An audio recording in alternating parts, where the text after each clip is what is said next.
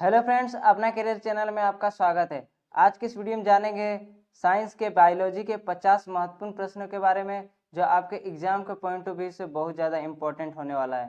तो चलिए video start करते हैं। पहला प्रश्न है, जीवन की मूलभूत इकाई क्या है? जीवन की मूलभूत यूनिट क्या है? वह है कोशिका है। ऑप्शन नंबर ए हो जाएगा इसका सही आंसर, कोशिका हो जाएगा। नेक्स्ट क्वेश्चन है 2 नंबर, कोशिका के बारे में निम्न में से कौन सा कथन सही नहीं है? कोशिका के बारे में कौन सा कथन सही नहीं है? तो ऑप्शन पढ़ते हैं। पहला ऑप्शन है, कोशिका के आकार और अमाप विशिष्ट कार्य से संबंध होते हैं, जो सही है। दूसरा ऑप्शन है, कुछ कोशिकाओं के बदलते आकार होते हैं, यह भी सही है। तीसरा है, प्रत्येक कोशिका में निष्पादन की अपनी क्षमता होती है, यह भी सही है।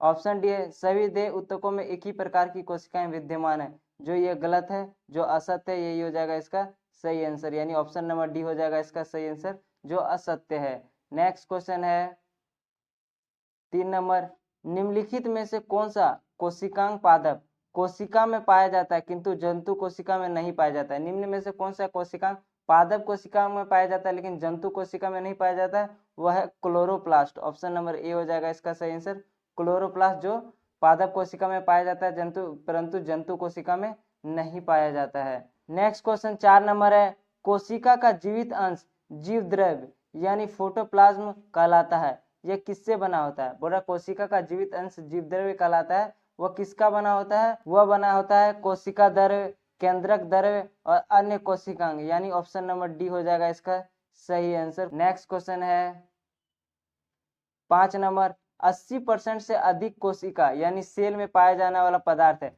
80% से ज्यादा पाया जाने वाला सेल में कौन सा पदार्थ है? वह है जल। जल जो 80% से ज्यादा पाया जाता है सेल में यानी कोशिका में। नेक्स्ट क्वेश्चन है 6 नंबर, निम्नलिखित में से किन कोशिकाओं में नाभिक नहीं होता? बोल रहा है निम्नलिखित में किन कोशिकाओं में नाभिक नहीं होता? वो होता है लाल रक्तकण। लाल रक्तकण, ऑप्शन नंबर बी हो जाएगा इसका सही आंसर, लाल रक्तकण यानी आरबीसी। नेक्स्ट क्वेश्चन 7 नंबर है, निम्न में से कौन सा कोशिकाओं के आत्मघाती बैग कहे जाते हैं? निम्न में से कौन सा कोशिकाओं के आत्मघाती बैग कहे जाते हैं? आत्मघाती बैग कौन सा कहे जाते हैं? वो कहे जाते हैं लाइसोसोम। ऑप्शन नंबर ए हो जाएगा इसका सही आंसर, लाइसोसोम। नेक्स्ट क्वेश्चन है 8 नंबर, निम्नलिखित में से बड़ा निम्नलिखित में से कोशिका अंगकों में कौन सा एक अर्धपारगम्य है? कौन सा एक अर्धपारगम्य है? वह है कोशिका झिल्ली है। कोशिका झिल्ली है। ऑप्शन नंबर ए हो जाएगा इसका सही आंसर, कोशिका झिल्ली। नेक्स्ट क्वेश्चन है 9 नंबर है, निम्नलिखित में से किसको कोशिका का पावर प्लांट, कोशिका का पावर प्लांट भी कहा जाता है? कोशिका का पावर प्लांट किसे कहा जाता है? ऑप्शन देखते हैं, गोल्जी काय को कहा जाता है, माइटोकॉन्ड्रिया को कहा जाता है, राइबोसोम को कहा जाता है या लाइसोसोम को कहा जाता है? तो कोशिका का पावर प्लांट माइटोकॉन्ड्रिया को कहा जाता है, यानी ऑप्शन नंबर बी हो जाएगा इसका सही आंसर, माइटोकॉन्ड्रिया, जिसको कोशिका का पावर प्लांट कहा जाता है। नेक्स्ट क्वेश्चन है 10 नंबर, कोशिका का शक्ति स्रोत क्या है? कोशिका का शक्ति स्रोत क्या है? वह है mitochondria. Mitochondria, option number B हो जाएगा इसका सही आंसर, कोशिका का शक्ति स्रोत माइटोकॉन्ड्रिया है। नेक्स्ट क्वेश्चन है 11 नंबर, मानव शरीर में मौजूद निम्नलिखित कोशिकाओं में से किसमें माइटोकॉन्ड्रिया नहीं पाया जाता है? बोला मानव शरीर में मौजूद किस कोशिकाओं में माइटोकॉन्ड्रिया नहीं पाया जाता है? ऑप्शन देखते हैं, लाल रक्त कोशिका, यकृत कोशिका या मांसपेशी कोशिका या श्वेत रक्त कोशिका। तो इसका सही आंसर होगा लाल रक्त कोशिका यानी red blood cell. Option number A हो जाएगा इसका सही आंसर, आरबीसी यानी लाल रक्त कोशिका। नेक्स्ट क्वेश्चन है 12 नंबर, निम्नलिखित में से कोशिका का नियंत्रक केंद्र कौन है? कोशिका का नियंत्रक केंद्र, कोशिका का नियंत्रक केंद्र कौन है? वह है केंद्रक है। ऑप्शन नंबर ए हो जाएगा इसका सही आंसर, केंद्रक। नेक्स्ट क्वेश्चन है 13 नंबर, निम्नलिखित में से कोशिका का सूक्ष्मतम जीवित कोशिका, सूक्ष्मतम कोशिका जीवित कौन सा है? वह है microplasma. Microplasma, option number C हो जाएगा इसका सही answer, microplasma. Next question 14 number है, डीएनए का संबंध जिस अतिमूल प्रोटीन से है उसे क्या कहते हैं? बोल रहा है डीएनए का संबंध जिस अतिमूल प्रोटीन से है उसे क्या कहते हैं? उसे कहते हैं हिस्टोन। ऑप्शन नंबर बी हो जाएगा इसका सही आंसर, हिस्टोन कहते हैं। नेक्स्ट क्वेश्चन है 15 नंबर, निम्नलिखित में से किस एक कोशिकीय कोशिकांग समूह डीएनए होता है? बोल रहा है निम्नलिखित में से किस एक कोशिकीय कोशिकांग समूह में डीएनए होता है? तो होता है सूत्रकनिका, केंद्रक और हरित लवक, यानी ऑप्शन नंबर ए हो जाएगा इसका सही आंसर। सूत्रकनिका, केंद्रक और हरित लवक हो जाएगा इसका सही आंसर। नेक्स्ट क्वेश्चन 16 नंबर है, डीएनए की पॉलीन्यूक्लाइड श्रृंखला में क्या समाविष्ट होता है? बोल रहा है डीएनए की पॉलीन्यूक्लियोटाइड में श्रृंखला में क्या है समाविष्ट होता है? वह होता है एक नाइट्रोजनी क्षारक, डीऑक्सीराइबोज शर्करा और फॉस्फेट समूह, यानी ऑप्शन नंबर ए हो जाएगा इसका सही आंसर। नेक्स्ट क्वेश्चन है 17 नंबर, चिकनी अंतर्वेयी जालिका के अनुपूरक कार्यों में से एक कार्य है। बोला चिकनी अंतर्वेयी जालिका के अनुपूरक कार्यों में से एक कार्य है, वह है विषैले पदार्थों का निवशीकरण। विषैले पदार्थों का निवशीकरण, यानी ऑप्शन नंबर डी हो जाएगा इसका सही आंसर। नेक्स्ट क्वेश्चन है 18 नंबर, निम्नलिखित में से क्या डीएनए में मौजूद रहता है किंतु आरएनए में मौजूद नहीं रहता है? बोला निम्नलिखित में क्या डीएनए में मौजूद रहता है किंतु आरएनए में मौजूद नहीं रहता है? वह है थायमिन। थायमिन जो है वह है डीएनए में मौजूद रहता है किंतु आरएनए में मौजूद नहीं रहता है। नेक्स्ट क्वेश्चन है 19 नंबर, आरएनए का प्राथमिक कार्य होता है। आरएनए का प्राथमिक कार्य क्या होता है? आरएनए का प्राथमिक कार्य क्या होता है? वो होता है प्रोटीन संश्लेषण। प्रोटीन संश्लेषण, ऑप्शन नंबर बी हो जाएगा इसका सही आंसर। आरएनए का प्राथमिक कार्य प्रोटीन संश्लेषण होता है। नेक्स्ट क्वेश्चन है 20 नंबर, राइबोसोम्स होते हैं। राइबोसोम्स क्या होते हैं? वो होते हैं आरएनए। राइबोसोम्स क्या होते हैं? आरएनए। ऑप्शन नंबर बी हो जाएगा इसका सही answer, RNA. Next question 21 number है, अनुवांशिक यूनिट अर्थात जीन होते हैं। बोला अनुवांशिक यूनिट अर्थात यानी जीन क्या होते हैं? वो होते हैं गुणसूत्रों में। ऑप्शन नंबर डी हो जाएगा इसका सही आंसर। अनुवांशिक यूनिट अर्थात जीन होते हैं कहाँ पर होते हैं? वो होते हैं गुणसूत्रों में। ऑप्शन नंबर डी हो जाएगा इसका सही आंसर, गुणसूत्रों में। नेक्स्ट क्वेश्चन है 22 नंबर, डीएनए की द्विकुंडलिनी संरचना किसके द्वारा दी गई थी? बोला डीएनए की द्विकुंडलिनी संरचना किसके द्वारा दी गई थी? वह दी गई थी वाटसन तथा क्रिक। ऑप्शन नंबर बी हो जाएगा इसका सही आंसर, वाटसन तथा क्रिक।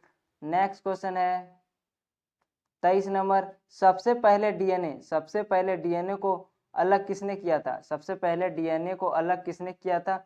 वह किया था फ्रेडरिक होमिस्चर। ऑप्शन नंबर ए हो जाएगा इसका सही आंसर, फ्रेडरिक होमिस्चर, यानी ऑप्शन नंबर ए हो जाएगा इसका सही आंसर। नेक्स्ट क्वेश्चन है 24 नंबर, डीएनए के बोला डीएनए के दो स्टैंड बंधे होते हैं। डीएनए के दो स्टैंड बंधे होते हैं हाइड्रोजन बॉन्ड्स द्वारा। ऑप्शन नंबर ए हो जाएगा इसका सही आंसर, डीएनए के दो स्टैंड बने होते हैं हाइड्रोजन बॉन्ड्स द्वारा। नेक्स्ट क्वेश्चन है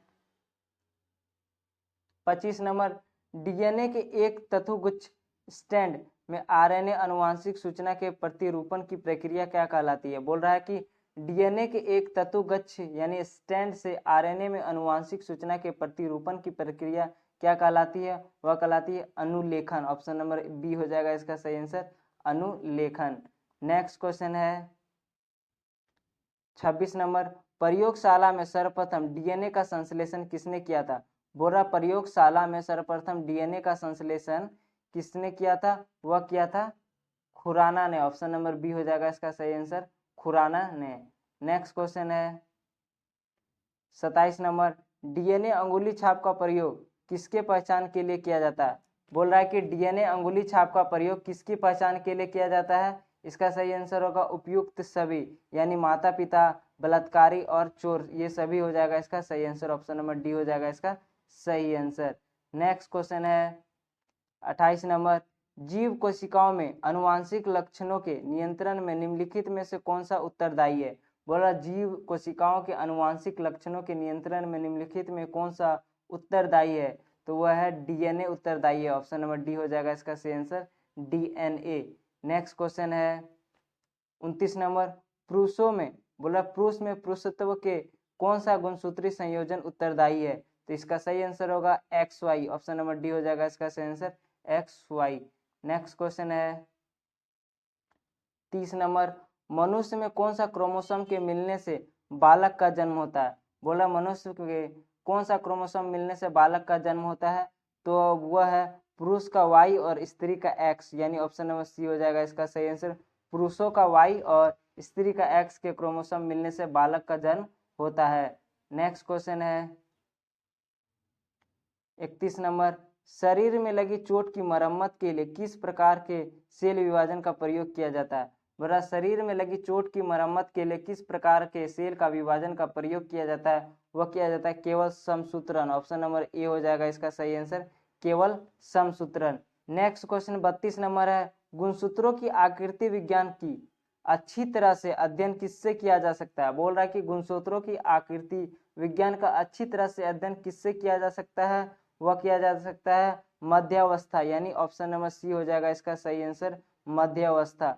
नेक्स्ट क्वेश्चन है 33 नंबर, विषाणु में निम्नलिखित में कौन सा एक विशेषता नहीं होता? बोला विषाणु में निम्नलिखित में कौन सा एक विशेषता नहीं होता? विषाणु में कौन सा एक विशेषता नहीं होता? ऑप्शन देखते हैं, डीएनए या आरएनए की मौजूदगी यह विशेषता होता है। ऑप्शन बी है परपोषी कोशिकाओं के भीतर प्रजनन, ये भी है। स्वभाव से पूरी तरह परजीवी, यही है, ये भी सही है। बोला कोशिका वृद्धि की मौजूदगी, यह गलत है। जो विषाणु में विशेषता नहीं है वह है ऑप्शन नंबर डी हो जाएगा इसका सही आंसर, कोशिका वृद्धि की मौजूदगी। नेक्स्ट क्वेश्चन 34 नंबर है, विषाणु में होता है, विषाणु में क्या होता है? विषाणु में क्या होता है? या तो आरएनए या तो डीएनए। ऑप्शन नंबर डी हो जाएगा इसका सही आंसर। नेक्स्ट क्वेश्चन 35 नंबर है, पौधों को संक्रमित करने वाला अधिकांश विषाणुओं में क्या होता है? बोल रहा पौधे को संक्रमित करने वाला अधिकांश विषाणुओं में क्या होता है? वह होता है केवल दोहरे तंतुगछ वाला आरएनए, यानी ऑप्शन नंबर डी हो जाएगा इसका सही आंसर, केवल दोहरे तंतुगुच्छ वाला आरएनए। नेक्स्ट क्वेश्चन है 36 नंबर, विषाणुओं के संबंध में निम्नलिखित में से कौन सा कथन सही नहीं है?